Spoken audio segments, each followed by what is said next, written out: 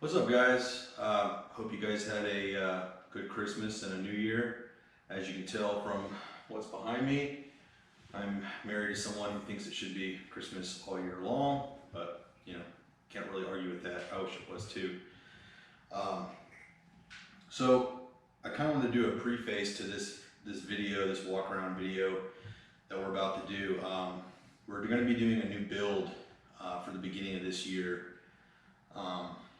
This is going to be different than most, as I will not be having a full 250R quad to rip apart and rebuild.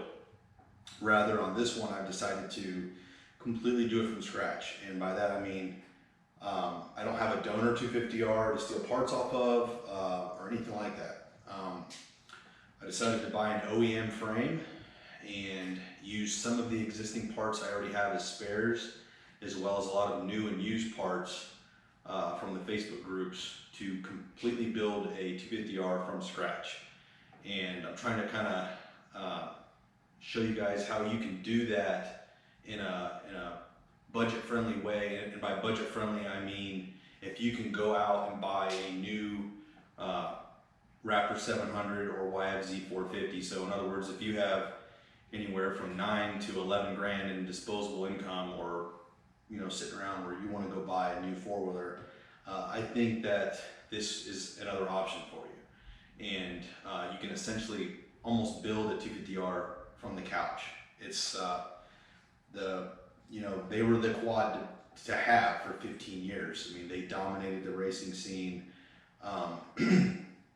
So not only do you have a ton of OEM parts to choose from, but you have aftermarket parts dating back 30 years that are out there floating around. Some are in really good shape, and I'll show you some of the ones that I've already gotten.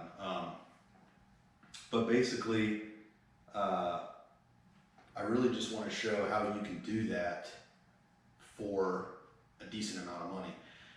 There's a few reasons for that I've chose to do this. I was really wanting to do another 250R, and there was really none to choose from locally here in Florida. I mean, there was some, but everyone wants, and I'm sure this is the same case around the country in certain areas, but a lot of people want 5, 6, 7 grand for ones that either don't run properly or need their carb cleaned, or they just need attention. You literally can't buy it for that amount of money and then go rip on it for a while. It's gonna need attention right away. And I just think that's, I don't know if that's COVID prices or what's going on, but it's just, it doesn't feel right for me to go out and spend money on something that I'm gonna rip apart, that amount of money, rip apart and then rebuild it. If it was in the 1,500 to 3 grand range and it needed attention, maybe I would think about that. If you're in California or out west where 250Rs are everywhere, this whole thing doesn't even make sense to do this, because you can go buy a nice OEM 250R where all the parts are there and it runs for 1,500, 2,500, 3 grand maybe. You could buy a really nice one that needs minimal attention. I tear apart all my stuff anyways and go through it. This is going to have, it's going to be widened and everything like that. So I just think it was better to try and do something from scratch. So that was really my main reason to do this, is there's just not much to choose from here locally.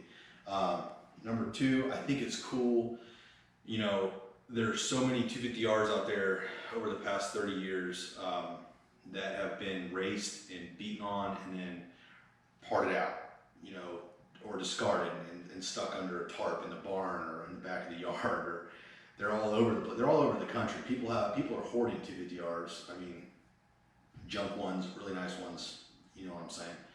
So I think it's cool to not just have an aftermarket frame and borrow parts and build one from scratch, but actually build one from scratch and save the souls of a lot of other 250Rs. I mean, we're using I have parts coming in from California, Nevada, Las Vegas, Pennsylvania, Connecticut. I've got parts coming from all over the country for this thing, from all different kinds of 250Rs, and I just think that's kind of cool to build one and save one and make a new one almost from the souls of lost 250Rs. I just think that's kind of something cool to do, and something that I don't think a lot of people have done, but it's proving to not be the most affordable. I already had an engine, a spare engine that I ran for a little bit for my current 250R, and I had a CR250 ignition, which is a popular modification. I had a key and air striker already, so I had some of the bare bones.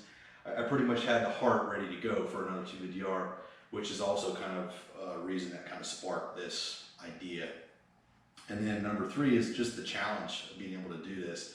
It seems easy when you think about it. Oh, you got an engine, a carb, just buy a frame and slap it together. But you don't think about all the other small things that go into it. You know, intake boots, clamps, hardware, and then all the combinations of stuff you can do. I've debated over and over again on the rear brakes on that. Am I going to go OEM 250R or am I going to go 450R? And I'll try and go over some of that today in the walk around video, but there's just so many different routes you can go. But for me on this one, since I already have one that's kind of built how I want it built for me, I'm kind of making this one, I'm going to try and make this one more of a budget-minded build to kind of cater to everyone. So I think anyone can do this as long as you have a detailed list, a parts list of what you've ordered, what you need to order, and prices. And that's kind of what I've done. I've made a really nice spreadsheet and I've laid out, I've kind of broken down into categories, you know, your engine, chassis, suspension, controls, and then like all your miscellaneous stuff. And I've kind of color coded everything after I've bought it or when it arrives. And then I have a price column next to it so I can kind of keep track. And for me, I have a price column for parts I've already had. Sorry, the video kind of cut off there. So I've got a parts list of parts that I've already accumulated over the past year in terms of the engine and everything. And then I have another column for everything that I've had to buy to make this happen. So it's kind of a cool challenge to do that and just kind of document everything that you need as well as the price and everything. And then I'll try to do like a brief overview of the theme and the kind of direction we're going to go with this. I kind of build these quads to do everything, not just like motocross or trails or dunes or drag racing. I kind of try and do just like an all-around good quad that can kind of do everything. So that's kind of the way we're going with this one too, on a more budget-minded scale. And yeah, we'll try and do kind of a quick walk around. I'll probably do a disclaimer on some of the parts that aren't budget-friendly, that I just have as preference, and anyone can go a different route. So yeah, we'll go ahead and do that. And then also I'll try and do like a progress update or like a status update once a week or every other week, something like that. I'm not really gonna do like hands-on refurbishing and taking everything apart and rebuilding it. If you want a video like that, you really should watch Mike Sabo's videos, or even a lot of the dirt bike guys, Cameron Niemela, Rado, Dirt and Iron. Those guys are like the pro YouTube guys that can really set up the camera nice and show you how everything works and how to take it apart. I'm not gonna do that on a, you know, I'm gonna do everything more on a macro scale, not a micro like that. This is just gonna be like every week I'll kind of do like a walk around, like with a kind of progress update of where it's at, different stages that the build is in. I'm not in a huge hurry to do this one, but sooner is better than later, so it's probably going to go together fairly quick. I might even have it done tomorrow. I don't know. Let's go check it out. All right, guys, so here we are. This is the 87 frame. I got this from Steve, also known as the R Shop. He's on eBay and the Facebook groups. Super nice guy to deal with. I mean, just excellent customer service and excellent communication, just going back and forth and working on things. I got the frame, the gas tank, and the brake pedal from him, all for like a really good price. I'll just say under $600 for all of that. So yeah, that's awesome. As you guys can see though, the garage is really packed at the moment. Got the current 87 250R, the wife's 2008 Z400 over there. And then I got my nephew's 250X sitting right here. His dad's going to be deploying, so I've been taking him riding every other weekend thereabouts. But my thinking is if I can get this built in time, I think he'll have a lot of well, he will have a lot more fun on this than he will on that. But anyway, there's Stuart. Stuart, what's up? But so yeah, as you guys can see, this one's kind of got a lot more premium parts on it. I mean, we got roll design A-arms, Fox float, long travels, precision, flex bars, Hermosi. And then I've got a nice 265 engine that's been ported by Rob Selvey. Everything's been gone through, transmission, port matching, counterbalancer, everything's been gone through. So this one's a little bit more premium of a build, I guess you would say. Hauser swing arm, all that good stuff. Dura-Blue axle, Lone Star anti-fade, all that good stuff. This one, like I said before, this one's going to be, I'm going to try to do a more budget-minded build here. So I think Mike Sabo did a really good job kind of selling those full flight elites. So I'm going to give them a try. So we're going to go full flight elite in the front with standard travel shocks. And then we're going to go with the stock swing arm in the back with the stock rear shock. I'm actually going to use 450R, stock 450R front shocks in the front. Again, budget-minded. Got these on Facebook Marketplace. Jake, thank you. Really good price. There's a guy local to me. If you live around Dade City, Brooksville area, you'll know who Ronnie Monk is. 612 suspension. He does most of the dirt bike guys. I think he even does Chad Reed's practice stuff. But he does really good with ATV and side-by-side shocks too. So these are going to get dropped off at him either later today or tomorrow, and you can kind of go through them and revalve them, respring them and everything. So I'll save a ton of money on these guys. And then where else was I going? This engine, this was the spare engine that I ran in this while this was off at Selvey's. This is just a regular short rod 86 engine that I got from Dale Quarton on the Facebook groups. Another engine for a really good price. I ran it for about 2 months, no problems.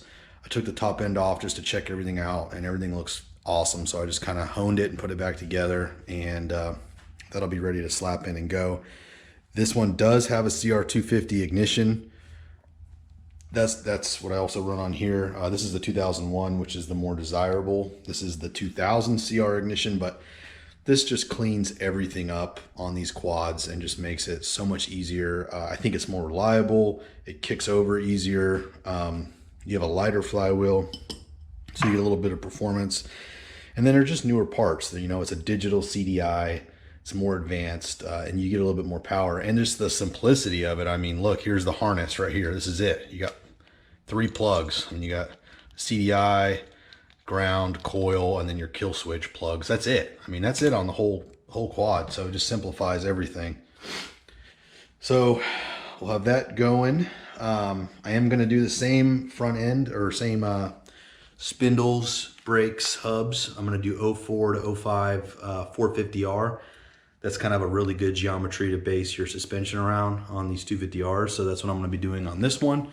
Again, this was all bought on Facebook Marketplace, and believe it or not, I didn't buy it as a complete set. I bought everything from different people. So I bought these hubs from a guy who races motocross up in Pennsylvania. I got these. I have pretty much brand new Pivot Works bearings, but I cleaned them up and greased everything. So these are ready to go.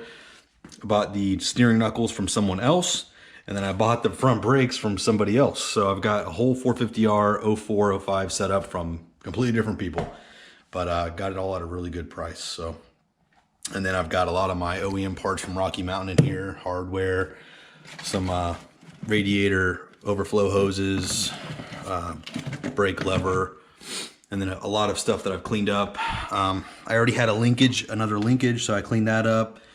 I've kind of got everything compartmentalized. Motor mount bolts there I've refurbished with Scotch-Brite right there.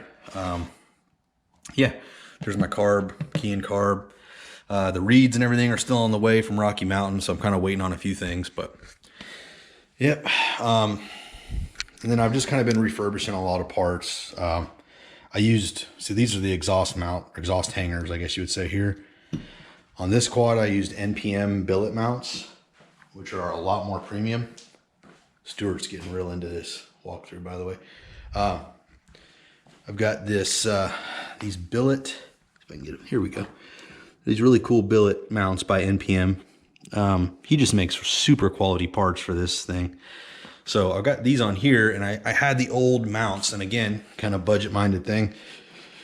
I just decided to clean all the rust off and shoot them with some Rust-Oleum black. These will be perfect for this build. And then same thing with the radiator mounts and front engine mounts. Clean these up, strip the paint, sand them, paint them, save a little money on powder coat there. So that's what we're doing there. And then on the handlebars, I already had these ATV low pro taper contours. I've had them for a long time. I think I've had these on, I had these on my old LTR 450, and then I had, actually I think they were on my original Z400, and then my 06 LTR 450. Then they got put on my 06 Raptor 700. Then they got put on this Z400, and then they kind of just went into the parts bin after I kind of converted everything to flex bars. But these are going to be ran on this quad with just regular anti-vibe clamps. And this is a Lone Star +1 stem. And I got this from Brendan Showalter, I believe, on the Facebook pages. Super nice guy. Again, I mean, these are these are north of $300 new. I think $350 shipped, something like that, from Lone Star.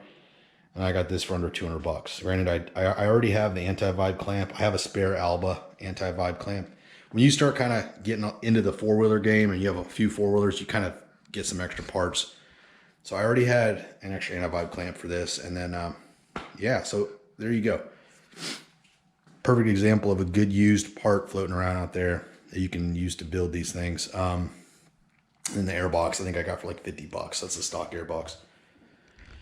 So we'll be running, here you go, just a stock airbox, open lid, stock boot, Kean 38, UPP intake, V-force reeds, pretty much stock 250R engine, Fmf exhaust. I did have to buy another silencer, but I already had an expansion chamber from this. When I first bought this, it had an FMF fatty expansion chamber already.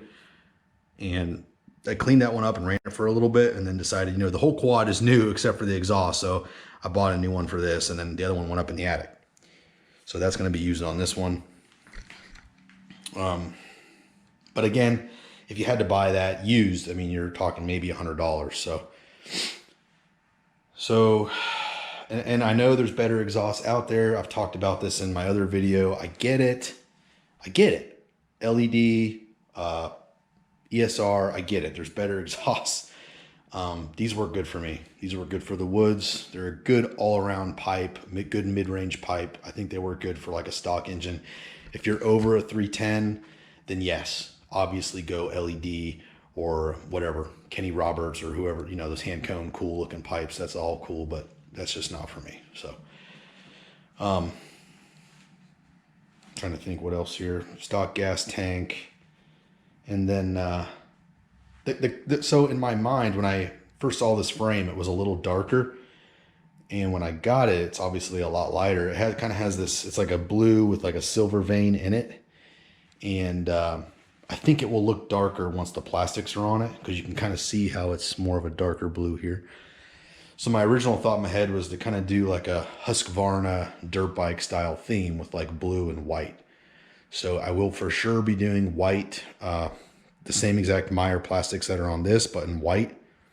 So it'll be white Meyer race cuts. And then the Full Flight Elites that I ordered, I got them in white powder coating.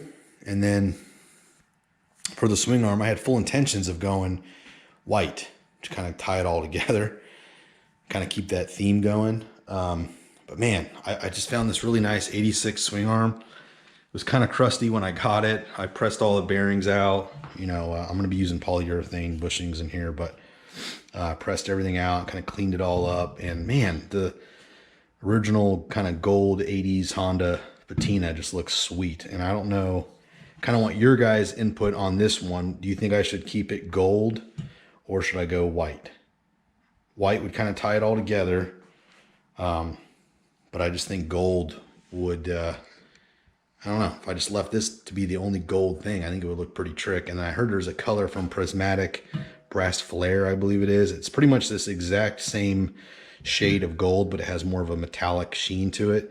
So I'm kind of really leaning towards that now, I think, for the swing arm on this thing. And then AC Racing wide grab bar. I don't know if I'm going to go with the same bumper on that, on this. Might do something a little cheaper. And then, yeah, I've got a ton of parts coming in, and I'll kind of update you guys on that when they get here.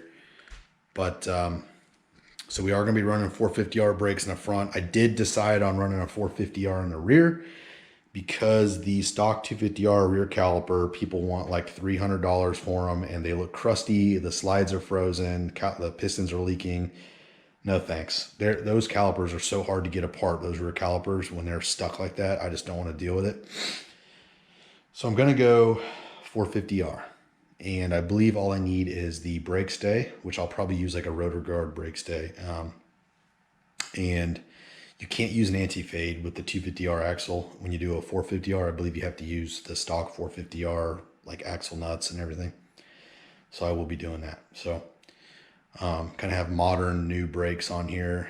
And yeah, it's just going to be kind of a nice, clean, simple budget build. Nothing crazy, not long travel, not going 363 big bore, all this stuff. You know, you guys want that, which all of us want that really. But if you want to watch that, definitely check out Sabo and Justin Sturgill and all those guys.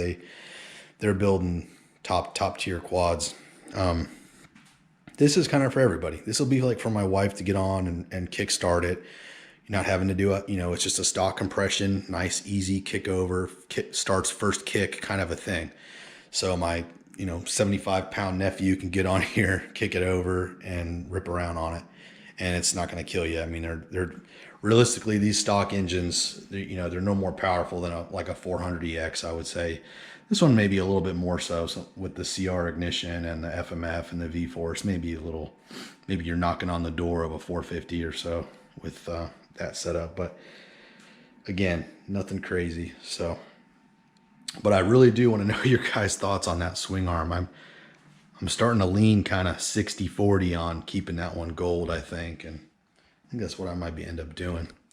And then of course, a lot of UPP parts. I love these things. I have these on everything. I mean, I put them on this one has it. The Z400 has it. My Raptor had it. These things are just killer. I mean, I know DRW's out there and they kind of have the full thing. A lot of people like those. No problem with that. Weston, he's a really good guy. He makes killer case savers. I really like these vacuum formed ones where you don't see any of the CNC marks or nothing. They just kind of, they fit. You almost don't even have to use bolts. Like that's how snug this thing fits on here. If you were to tap this in with a rubber mallet like you're supposed to, you really don't even need bolts. It just fits that snug. So I recommend the UPP stuff for the 250R. And then I got the, again, kind of the blue-white theme. So got all the chain guides and rollers from UPP in blue and the intake boot in blue. This I can only get in black, which honestly, that probably looks better in black anyway. So that's kind of where I'm at with this. I think the next status update I'll have for you guys, I'll have the engine in. I could actually probably put the engine in today if I really wanted to. I just would rather wait to have, put the reeds on. I got a new stator cover gasket I got to put on. A few other little things on here to just finalize this, and then this can go in. So the next update, I'll probably have the engine in, the intake set up. I might even have the exhaust on and done. And then from there on, we'll work on the suspension. So I don't know when I'm getting the full flight A-arms. I ordered those like 2 weeks ago, but given the COVID thing and the holidays, I would not expect to get them until sometime mid-January, I'm thinking. So, and those shocks will probably take like, 3 or 4 days to get, they'll be in Ronnie's hands for a few days. So we'll have the suspension done. So it's like, the next video, probably the engine and exhaust, everything will be kind of ready to go. I might even have it running. And then from then on, it'll be suspension. Suspension will go quick, and then I'll get everything aligned, bleed the brakes. do the plastics and graphics and the controls, and it's a complete quad ready to go. I think I'm gonna stick with, for a while, I think I'm gonna just have these motocross tires on there.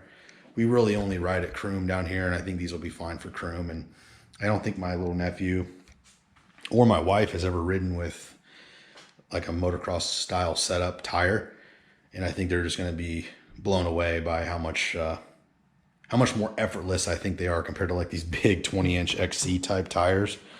I love these for all around riding, but when you like go from these to those, it's like going from like work boots, you know, it's like going from like Timberland work boots to track spikes is what it's like. And I just think they'll get a kick out of riding with some motocross tires for a little bit. And then, cause those are mainly for these dudes right here. Anytime I go to the track, I'll put those on. So I kind of treat them like track spikes. They only get put on when I go to the track, but they're getting kind of old. And Croom, they'll be fine at Croom. It's all sand and there's really no rocks or roots or anything, so they'll be good out there. But I think that's it for today. Again, like third time, let me know what you guys think on that thing. I'm really like, I'm pretty good at making decisions and just running with it, but that one's kind of got me thinking. White or gold, I don't know. This one, I will have a tank cover for this. So this red tank, you won't be able to see it. There'll be a white tank cover. Just like this, I have a black tank cover on it. So this will have a white tank cover. And then I'm either going to do solid white plastics or white carbon. Kind of undecided on that, but leaning towards just plain white, just keeping it simple. So let me know what you guys think. Stuart's not telling me anything. He's just kind of staring it down, and I don't know. He's probably angry about it, but let me know what you guys think about everything, where we're going with the build. If you have any questions or suggestions, I'm always open to that, as long as it kind of fits into the dynamic of trying to keep this more of a budget-minded thing. So thank you guys for watching, and I will catch you guys in the next video. Peace.